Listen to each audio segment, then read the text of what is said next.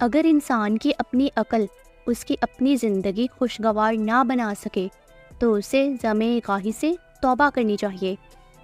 اگر اپنا گھر اپنے سکون کا باعث نہ ہو تو توبہ کا وقت ہے۔ اگر انسان کو اپنا حال اور حالات درست کرنے کا شعور نہ ہو تو دانشور کہلانے سے توبہ کرنی چاہیے۔ اگر مستقبل کا خیال ماضی کی یاد سے پریشان ہو تو توبہ کر لینا ہی مناسب ہے۔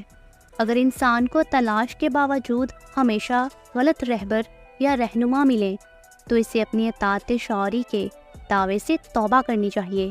اگر انسان اپنے آپ کو غم، پریشانی، غریبی، قریب الوطنی یا موت سے نہ بچا سکے تو اسے اپنے خود مختار ہونے کے بیان سے توبہ کرنی چاہیے۔ اگر انسان ایک ہی پتھر سے 2 دفعہ ٹھوکر کھائے تو اسے اپنی صحیح روی کی ضد سے توبہ کرنی چاہیے۔